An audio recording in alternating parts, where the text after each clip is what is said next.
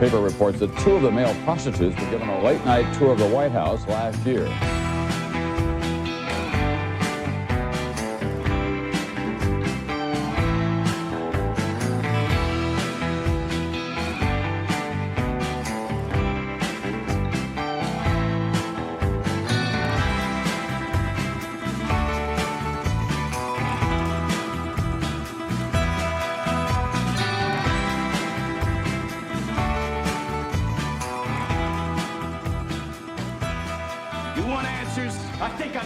You want answers. I want the truth. You can't handle the truth.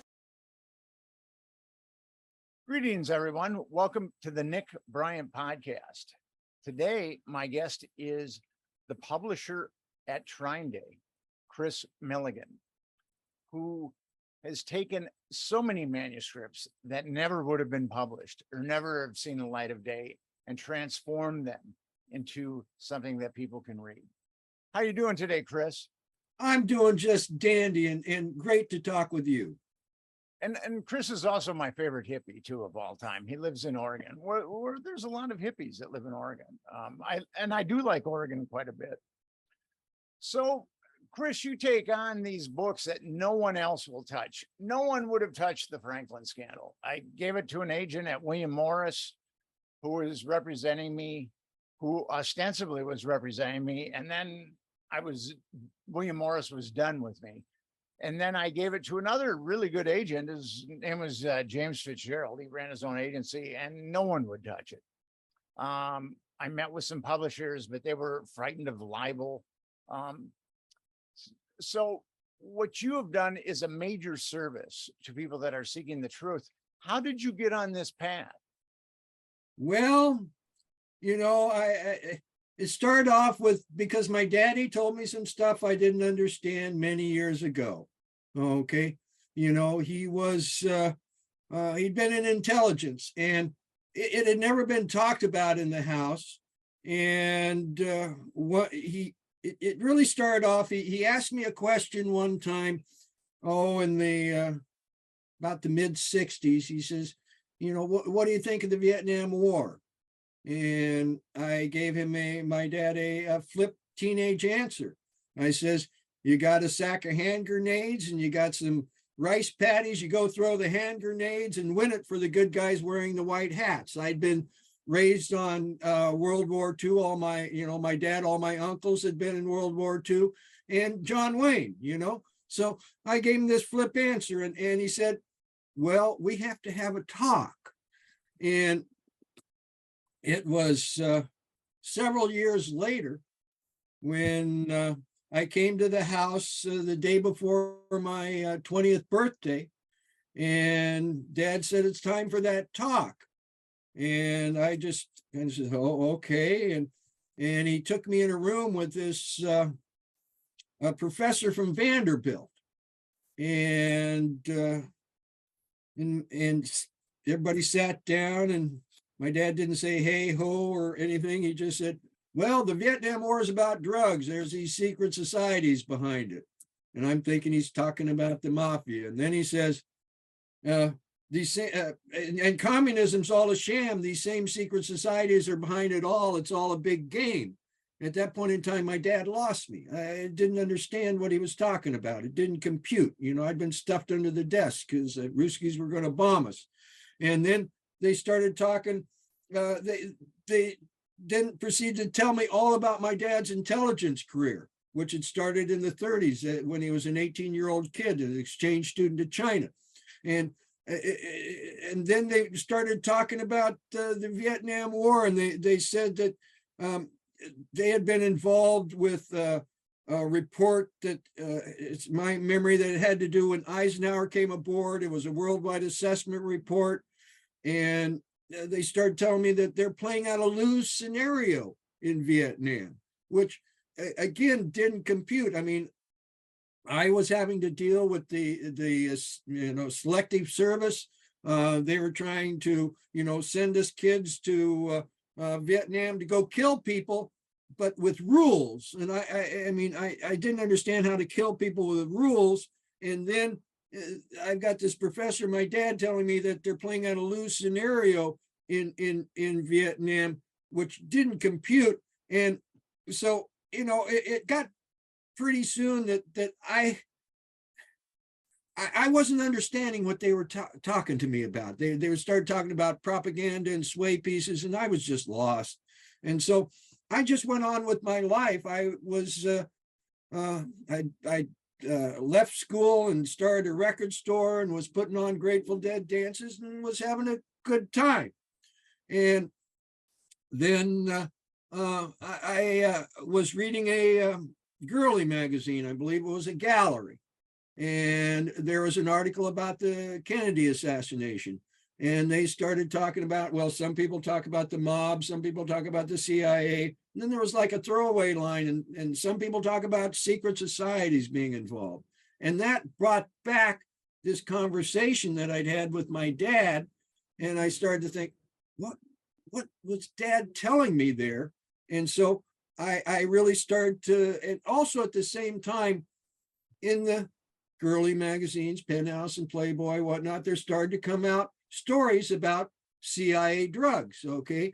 And so I started to look into that, and I went and talked to some friends of mine, and one of them looked at me and said, well, you're a conspiracy theorist. This was like early 1970, 71. And I'm thinking, well, what's a conspiracy theorist? Well, that was before it even got popular. Right. And so I went, I said, well, I'm going to take this on as a intellectual discipline. And so I went to all the bookstores I could find and said, take me to your conspiracy section. And all of them had at least one book. Okay. So I brought in those books and was reading them. And after a while, I says, well, wait a minute, these are like formula books, because, there was a book that blamed it all on the Mormons. There was a book that blamed it all on the Masons. There was a book that blamed it all on the Jews. There was a book that blamed it all on the secular humanists. There was a book that blamed it all on the hippies, So these are what you would call screeds, And so I would take these books and look in their bibliography, and then go and get those books and read those books, look in their bibliography and read those books. And pretty soon I'm in dusty tomes about banking and stuff like this. And, the hardest thing for me to find was books about secret societies. And I finally came across Anthony Sutton's book, America's Secret Establishment, in 1988, when George Bush was running for president. And I read that book and I says, oh, wow.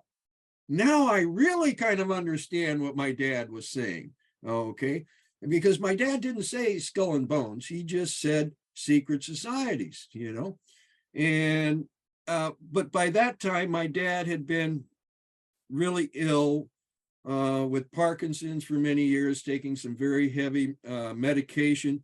And then he soon died in early 1990 from pancreatic cancer. So once I, read that book in late 1988, I really couldn't talk to my dad. And, and I went back and thought about it, because see, one of the first things he ever said to me, I was coming home from school in Portland, and I drove in the driveway, and he was standing in the driveway. And as soon as I got out the car, he tells me, he says, they're out to opiate your whole generation. And, this was the first time I'd ever heard the word opiate, but I knew what it meant. And I told my dad, I says, listen, I don't see that stuff. I just smoke a little pot. And he came back and he says, well, I don't care. You're making money for them. And the way he spat out them, I knew he didn't like them. So, who was them? Who was them? I didn't know, he just said them. I didn't ask him, and the only question I really asked my dad just right away was in this talk with this professor and whatnot. He told me that one of his jobs from from OSS, because basically he was in COI and then OSS. And then while he was in OSS, he got drafted. Okay, this was like 1943. And he got drafted, and they said, great, we're going to put you into G2, and we're going to put you on MacArthur's staff. And we want you to report back on MacArthur and Willoughby because we don't trust them. And his other job was to gather 7 to 9 copies of everything that was printed in Japanese controlled Philippines. And, you know, and I guess I thought, well, gosh, how did that seem like a daunting task to me? So I asked him about that. And he said, well, at that point in time, to print something, it took a big room with a machine and lots of supplies and a lot of people. And so he would just, compromise some people at each place, and he would get his copies. He said the hardest thing for him to get was the mimeograph stuff that the Japanese were producing. And so I just continued researching. And so to get to your point, I started writing about Skull and Bones. Okay. And I, what do you do when you write something? You send it out to some publishers, right? To see if somebody will publish it. And nobody responded except for Adam Parfait at Farrell House. And he wrote me a letter, said, well, I don't think I'm ready to take on Skull and Bones. And that really shocked me because Adam had put out some very, risque books, okay, about, Satanism and secret and suppress, all kinds of interesting books. And so that started me thinking, well, I may have to do it myself. And so I just, kept on writing a little bit, and I finally did get High Times to, they wanted some magazine articles, so I wrote some magazine articles for them. And then I was also running a email list on the internet called CIA Drugs. And we had a lot of people on there, Michael Rupert, Daniel Hopsicker, and a bunch of other people, Dan Russell and whatnot. And Daniel Hopsicker started decrying on the list that his book had been was with an agent in New York, had been there for 2 years, and nobody was going to publish it. And after hearing that a while, I finally said, well, Daniel, I've got a computer on my desk. They tell me I can make a book, come on out and we'll make a book. So I put together Burying the Boys. A friend of mine, Ed, had made a book for his wife. And so he had made a book before. So we got together and did Burying the Boys. And then I heard I'd become friends with Burying the Boys is about CIA drug trafficking. Right. In the 1980s. And it's a very definitive book. I mean, Hopsicker did some amazing research on it. Oh yeah. I mean, he's under double ignore.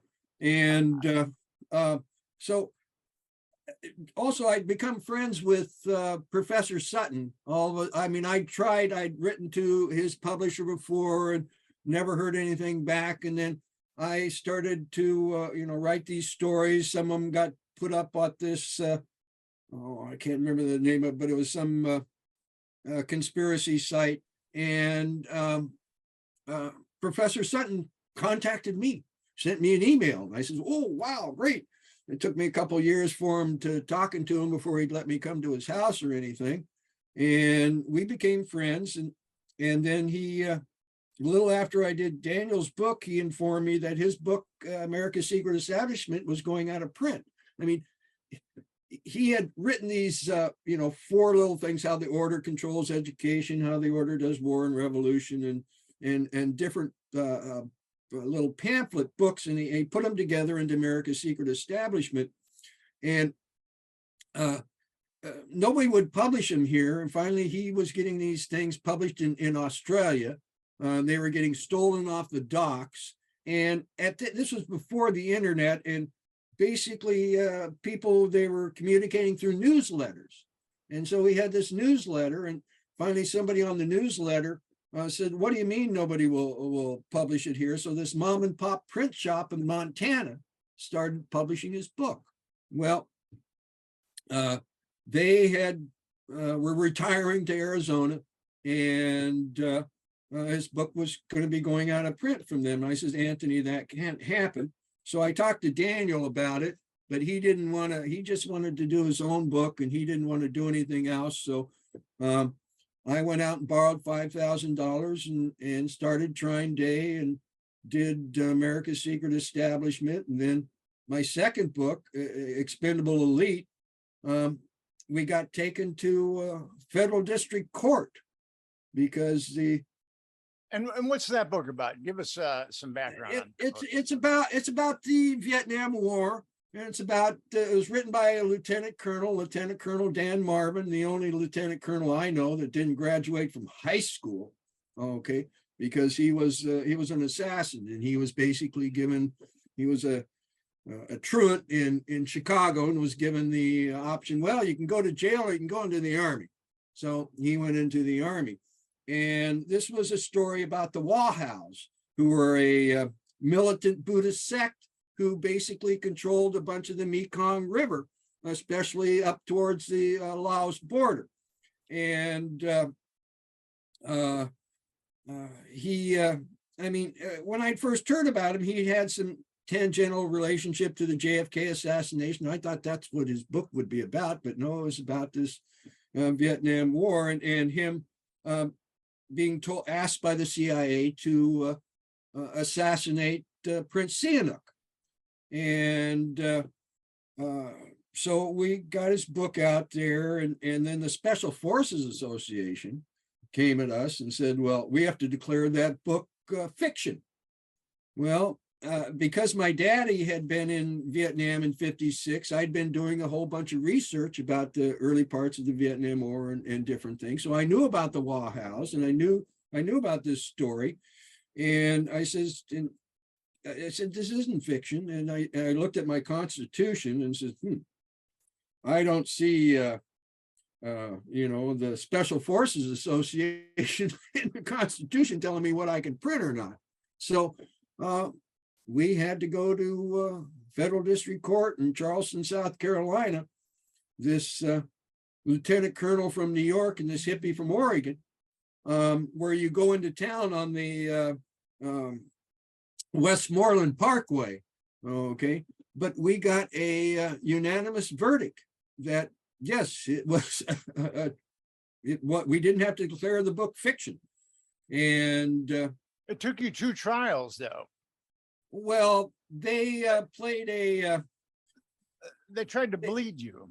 Right. They didn't think we'd have enough money to come. I mean, and we never did. But we were, I'm a stubborn SOB, and their lead attorney had gas one day and went to the hospital, and they said, "Oh, well, he had a heart attack," and so they declared a mistrial, and. It was quite the experience. And then once I've heard of that flatulence leading to cardiac arrest. It's rare, but it happens. and it all depends upon the degree of flatulence, I suppose. Right. And then basically once people started to see that, wait a minute, somebody was published, all of a sudden there was a whole, there wasn't just Daniel's book that was circling New York. Okay, there was quite a few books that were circling New York. And as soon as people saw that, wait a minute, there's somebody here that's actually publishing books. Okay, they started sending them to me. Okay, like A Terrible Mistake by Hank Albarelli. Okay, Sinister Forces by Peter Levinda. And what was A Terrible Mistake about? A Terrible Mistake was about, what's his name? Frank Olson, the gentleman who had jumped out of the window in New York, supposedly on LSD. And, but And It his told us, son would go on to make a very popular docuseries, right, Wormwood. About right. that. Hank was the producer of that movie, asked Hank to come up to, I think it was Boston, to talk to him. And Hank went up there and spent like 3 days with him. And then the producer sent 2 guys back with Hank to his house in Florida and went through all his papers. Okay. But if you look at Wormwood, Hank is never mentioned once in the credits, ever once. And they spun the story in a completely different way, okay, than when Hank showed what the true story was. And so it was very interesting. And then, I what had been, continuing my studies in CIA drugs, okay, and then I found that, well, there's 2 sides to CIA drugs. There's CIA drugs, the importation of narcotics, okay, and then there's what I called CIA drugs, the dark side, okay, which had to do with mind control. And so, I started researching mind control. Once you get into mind control, you find out about honey traps and different things. And I came across the Franklin cover-up and had, was talking to some people there in Omaha. And then all of a sudden one day I get this email from one of these guys in Omaha that says, well, there's this guy from Rolling Stone coming around town saying he's gonna break this story. And I says, oh, sounds to me like a vacuum cleaner operation. Okay, a vacuum cleaner operation is spook talk for basically they'll either send in a person who knows what's going on, or an unwitting person, and send them in to find out, who's talking, what's going on with some suppressed scandal. Okay, and so that was my comment, and then I somehow I got your phone number, I got who you were and got your phone number, and I remember calling you up and saying, hey, and I sent you a bunch of books, and you told me, well, you knew everybody in New York, and this book was coming out from New York. And I said, well, okay, just remember me when After everybody rejects it. After you've been banished from mainstream journalism. Which, is really sad, but it just, it really, my understandings really started to open up after my dad passed, okay, and I was able to go through his papers, okay, and I'm really sad too, because like the day after he passed, okay, there was two guys on my mom's doorstep knocking the door and says, hey, we're from blah, blah, blah, I don't know where. And they said, we want to go through your dad's paper, your husband's papers. And she let him in, and they went through his papers. Okay. And it was interesting because there was a little stash over on the side that was some personal correspondence. And that's where I found some very interesting things. And your dad had been involved in CIA drugs. And from what I understand, it got to his conscience and he just walked away from it, and your income dropped, or his income dropped very precipitously. Right. Well, basically he had been in the beginning of CIA, and his first covert job was branch chief head of all of East Asia Analysis Office. Okay. And basically you have like a station chief in Saigon, you have a section chief in Honolulu, and then the branch chief is in DC. I mean, I was born in DC, raised in Fairfax. And then in 1956, we were told that Dad was going to be writing well, first off, about 1951, Dad went covert, okay, he quote unquote left the CIA and set up Pacific Book Company of Jakarta, New York, okay, because they needed somebody to talk to Sukarno. And my dad had been raised in the West, And he Sukarno wasn't a was typical- the dictator of Indonesia. right. And he had, so he wasn't the typical Ivy League CIA guy, and he was pretty liberal. So they needed somebody like that to go talk to Sukarno. So my dad and myself, my brother and sister, and my mom, we all went to Indonesia. And then after we were there for a couple year and a half or so, he got really sick with dysentery and came back. And then all of a sudden, he just started doing weird things. I mean, he had a TV show, he had this consultant business type thing, but I mean, he was still working for the CIA. And then in 1956, we were told that Dad was going to write this book called The Church in Southeast Asia.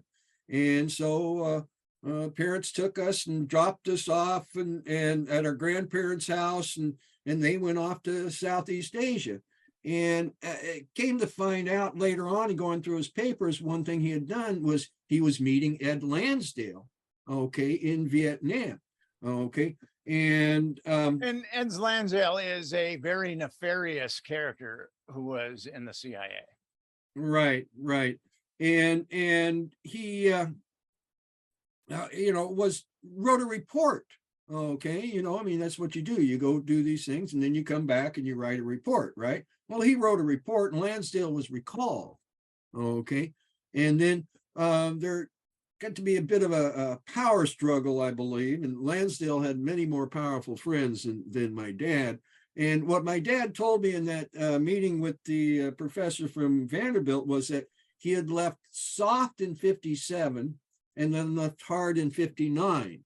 And from my standpoint, in 57, all of a sudden, my dad had been working, had been speechwriter for Senator Wiley of Wisconsin, and then all of a sudden, he was vice president of a college, okay, in Tennessee, in Nashville. So we moved from Fairfax to Nashville, and then in 1959, I was still a little kid, but all of a sudden the president of the college quit.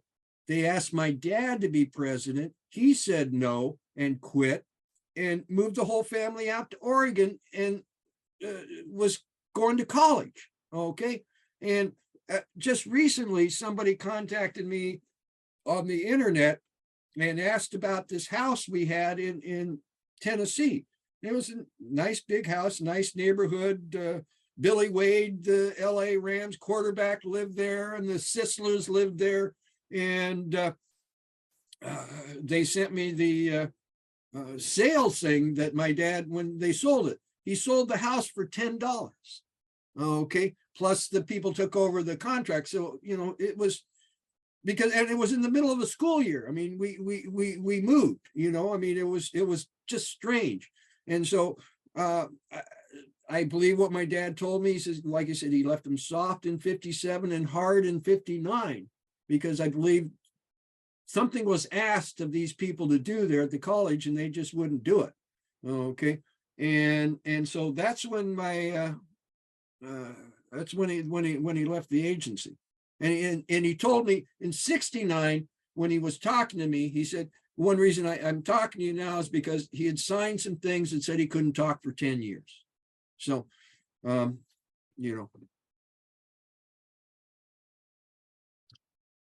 So you ultimately embarked on this career of publishing books that no one else would publish. And you met Nick Bryant at a certain point, and what were your thoughts about him and the Franklin scandal? well, After you figured out he wasn't a spy. or maybe you still think I am. well, even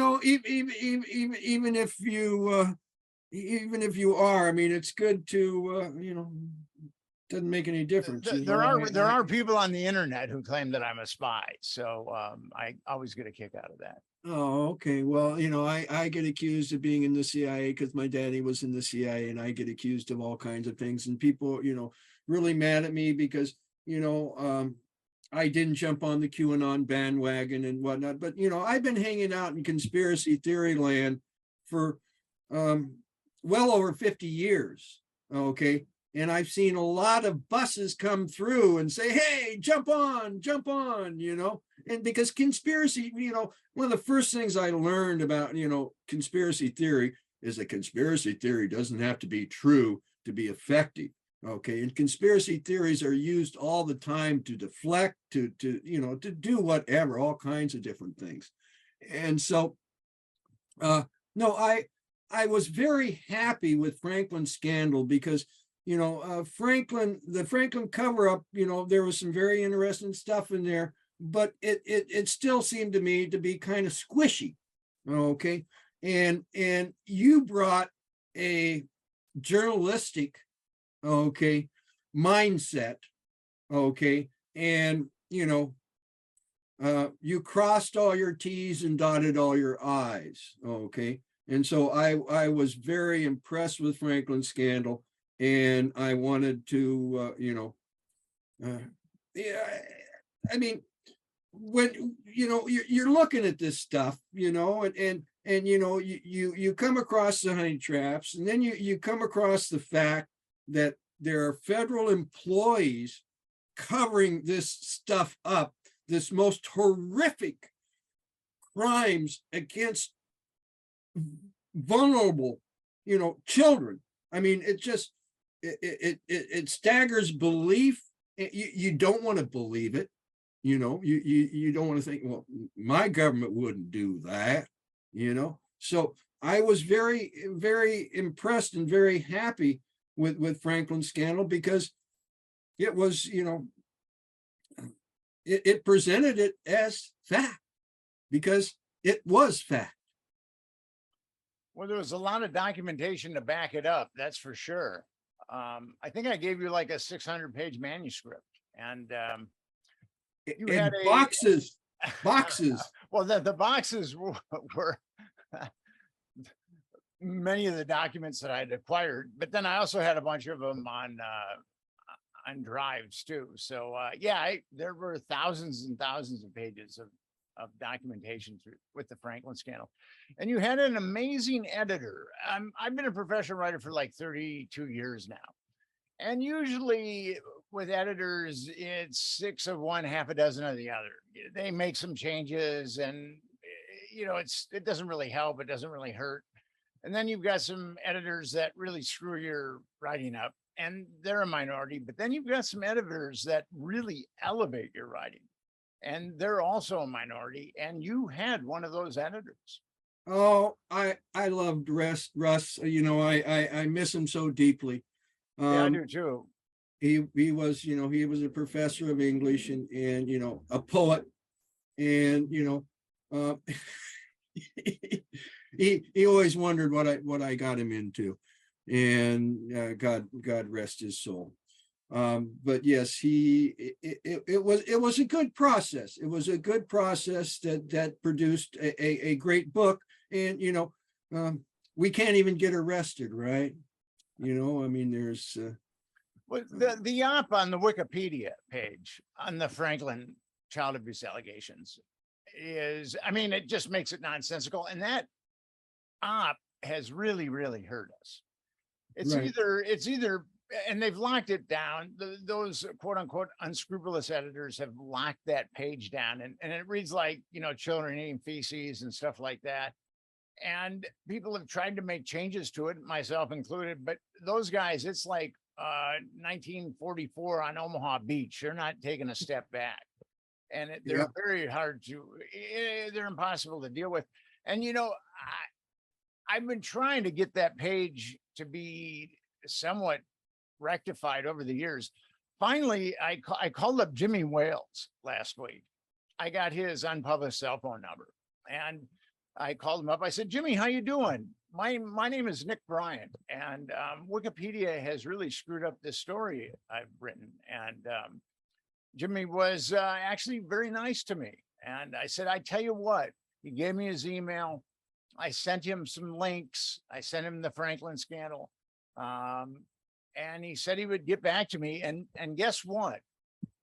Jimmy has yet to get back to me. So I might have to call him again, but you know, at least he knows. I mean, I did call him on his unpublished cell phone number, so at least he knows I can investigate. Well, he's probably changed that number, but you know, well, Trineday, okay, we've been around for 22 plus years, okay, have over 160 books, and we can't get a Wikipedia page, okay, and people have tried, you know, several times to you know, they put it up there and it gets taken down. Said, oh, well, they don't have any books that are anything, and blah, you know, just nothing to see here, folks. You know, so it's a modicum of control. It's well, we're going up against the machine, and the machine, especially when it comes to child abuse, is not going to give an inch. We've seen it with the Epstein scandal. The government has worked so hard to cover that up, and the media has colluded with the government. I mean, it's exactly like the Franklin scandal, except it's been in our face. And it's kind of interesting. When I first started telling people about the Franklin scandal before the book was published, you know, a lot of people thought I lost my mind. And recently I've had people come up to me and say, you know, you were right. After they'd written me off as, you know, he's lost his mind. Now they're coming up and telling me, you were right. Well, you know, I mean, it's just so amazing because, you know, you kept me informed of, you know, your Epstein journey too. And, you know, you got the black book, you put it up there, you know, but you never get much credit there, Mr. Bryant. You know, it's kind of interesting. Just about every major media and every major website has talked about the black book. Epstein's black book. I mean, just about all of them, or if not just about all of them.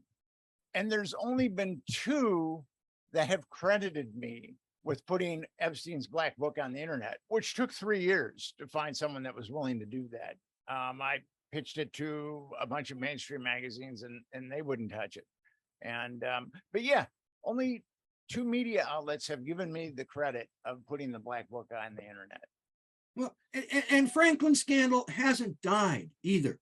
You know, Yes. I mean, it keeps on chugging along. People keep, you know, finding out about it and read it. And, you know, so, you know, I'm just, I'm just amazed at what, you know, we've been able to do, you know. It has not been easy. No. There's been nothing easy about this. No, and if it was easy, there'd be a whole bunch of other Trinedays, you know, doing the same thing. And then we published Confessions of a DC Madam, The Politics of Sex, Lies, and Blackmail. And that is a good book. And actually, It's amazing.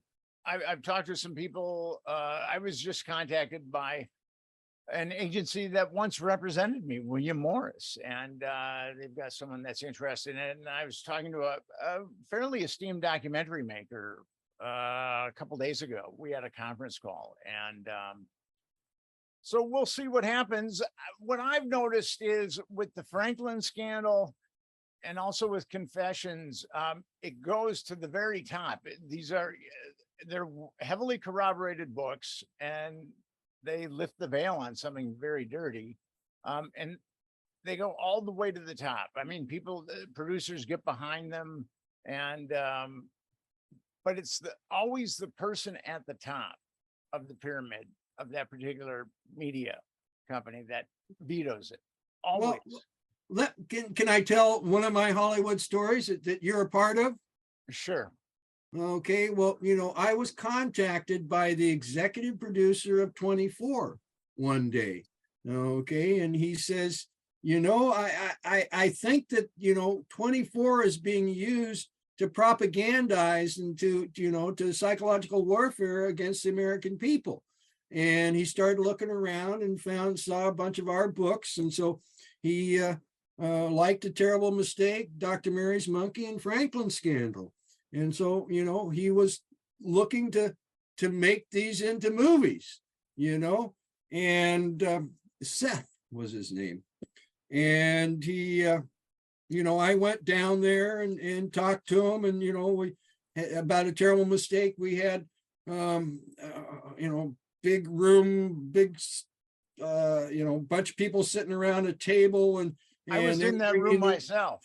Yeah, they were Not when bringing you in were there, but afterwards. other people and everything, and that one got stopped, but he was, he really wanted to do Franklin scandal, so he just kept on working on that. You got out there, I mean, and you were in that room there, and then you'd left, and he calls me up, and he says, can you get a hold of Nick? Can you get him to come right back here?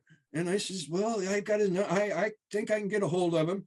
And because he says, yeah, I just got this phone call that says, hey, Nick and I were glad that you guys are together, and this book should come out, blah, blah, blah. And, and he was tracking it. It was from the back office of a Boston FBI guy. And he was asking me what's going on. And I says, well, the federal phone system is very good, easy to spoof if you know what you're doing. I'm sure that guy is right there in LA. And so this guy got a call, for this ominous call, like 5 minutes after I left a meeting. Right. Within 5 or 10 minutes. Right. And so then you went back there, and got to hear this phone call. And then later on, he got another one. It came from the Seattle FBI office. Okay. And then he got one from the State Department too, when that was ostensibly from the State Department. And then I would start getting calls from him. He called me one time. He says, well, there's this, white SUV just chasing me around town. And he couldn't shake him. And he was driving a Ferrari, but they kept on soldiering on, and another time he called me up because their financing was from some Mexican billionaire or something like that. And they had to completely redo all their banking. Okay. Because of some 9/11 laws, I think it was. And so they had to redo their banking, but he said they were still, working on it. Then he calls me up and says, well, they're trying to get me fired. There's this rumor going around town that I'm selling OxyContin at night on Sunset. He says, but my boss knows that that's not true. So they kept on going. And then he finally calls me and says, I've got to take a sabbatical. And I say, okay, why? And he tells me, he says, well, somebody met my wife on a street corner and said, if your husband doesn't stop what he's doing, we're going to kill him and then you, and what are your children going to do? And then he called me back after 2 weeks and says, well, we're just making Will Ferrell movies. Well, I can give you a blow from my perspective. I went back there and I talked to him, and he had FBI people that did security for that particular studio and did background checks on people. And I said to him, whatever you do, and this was after I listened to one of those ominous phone calls. I said, whatever you do not get those FBI people involved. That's going to be a major mistake. And he went right to those FBI people. And that's when the heat started to get hotter for him. And it was kind of interesting. I saw this swashbuckling Hollywood executive just decimated. And I think it really impacted him psychologically. I mean, for a number of years. I don't even know. I know that he really didn't want to talk to me anymore. Well, I mean, it's so amazing. I mean, you've got footage that was done by Robert Altman Jr., okay, of some of the victims in the Franklin scandal. I mean, they're just amazing video. I mean, just people bearing their soul on things that most people wouldn't even want to talk about. Okay. And and I know you've tried, I think I can count them on more than one hand, to, and been involved with people that were trying to make either a documentary, a movie, a series, whatever out of it. And they get stopped every time, right? Well, I had a Hollywood icon at one point pitching the Franklin scandal, and he could not get it made.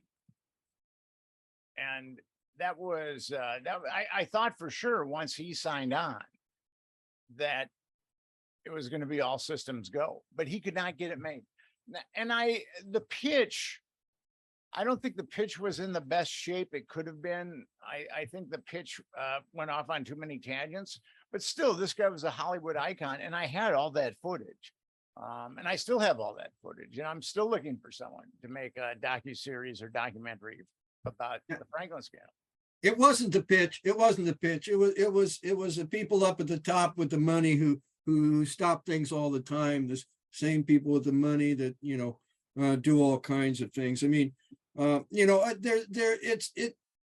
watching movies and different things, I mean, sometimes there's a very crafty writer and producer that are able to slip one under these guys now and then, but pretty much, the people with the money have been controlling, because, I mean, they don't like it that I publish these books, okay, and they're still trying. They're playing mercantile games with me. They try and put me out of business, and they play all kinds of stuff with me, okay. But I when I got my distributor, I made sure they had integrity. They had put together this distributor. One of the main publishers that put together had been. They published the Politics of Heroin in Southeast Asia, and they were offered money before it came out to not do it.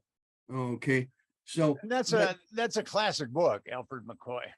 Right, and so they, they don't like books, but as you know, not very many people read books. Okay, but everybody goes to the movies. Okay, so they really, they really work hard to stop that. But I'm very, hopeful, because as you know, every day it gets less expensive to make movies, and every day there are more and more places for them to show. Okay, so and we're getting a lot of requests from people about different books that they're, they say, wow, oh, well, this should be a movie. This should be a documentary. And so, the people are trying. People are trying to get these stories to the screen. Well, you had a book that just Whitney Webb's book, One Nation Under Blackmail, that hit a home run for you. So that's got to be a good feeling. I may not die in debt. Absolutely. Because, mostly because publishing is a terrible business. Okay. And mostly what I've been doing is going a little bit deeper in debt. Okay. To keep this rolling down the road. And Whitney's book has done very, very strong with no mainstream, no anything. Okay. This 33-year-old girl in Chile, okay, has been able to, engender, tens of thousands of sales of a book, okay, through podcasts. Mm-hmm. Okay. And it's something that, I've seen, this dynamic happening, this change, paradigm shift to a certain extent, because, when I first came on, the only avenue really open to me to get my word out besides the internet was coast to coast. Okay. Get the authors on there with the UFOs and the other things, and which they would never have you on there. And we tried. Yeah, what's up with that? I mean, coast to coast offered such a disingenuous response of why they wouldn't have me, because they said I would be hard on Republicans. I'm not a Republican or a Democrat. I'm totally nonpartisan. I mean, what a bunch of bullshit from coast to coast. No, it has to do with the pedophilia aspect of it, because I was told directly, because I become friends with Jesse Ventura, and he told me directly when he was doing his thing, conspiracy theory, because I talked to him about the Franklin scandal. He says, no, we can't do it. That's the one thing they told us we cannot do was any stories about pedophilia. Okay, so it's coming from up here. Okay, and yeah, it's an amazing world we live in. Well, Mr. Milligan, my favorite hippie, I hope to be out west within the next 6 months or so. Well, we'd love to see you. Love to have you here anytime. And thank you so much for what you do. It's definitely a public service. And I think about the thousands and thousands and thousands of people who have read your books. I mean, your books have sold internationally. They've sold all over. And you've been able to do that pretty much going up against the machine with not a lot of money. I mean, it's your tenacity has been quite impressive. Well, thank you. It's a personal computer and the internet that really are the key to this, because the personal computer allows me, okay, myself, to be a publisher. I don't have to have a big, huge building with a whole bunch of people. Okay. And, the internet allows us to tell. And then, like I was saying, these podcasts have really, it started about, 5-6 years ago. All of a sudden, I'd have an author on some podcast I'd never heard of before, and it would move the needle. Okay. And I had an author on Coast to Coast a couple of weeks ago, didn't move the needle at all. But these podcasts, because, people don't like to be treated like mushrooms. Okay. They like to, find out what's going on in the world. They want to, make decisions for themselves, read the information. Okay. And I'm so proud and honored to have published books like yours, like the Franklin Scandal and the other ones that you brought to us, and a soon to be new one, Watergate. A very, very good book. Very good book. I'm very excited about it. I'm excited about that one too. Well, Kris, have yourself a good night. And I get to go see Ringo Starr today. All right. So Ringo is still rocking and rolling? Yeah. His kid is an amazing drummer. I saw his kid play with The Who some years ago when John Entwistle was alive. And the kid is an amazing drummer. I mean, it was a pretty good show. Of course, you always miss Keith Moon, but Ringo Starr's kid is a hell of a drummer. Might even be better than his dad. Who knows? Well, have yourself a good day. Okay. I'll talk to you, man. Thank you very much. God bless. Bye. Bye-bye.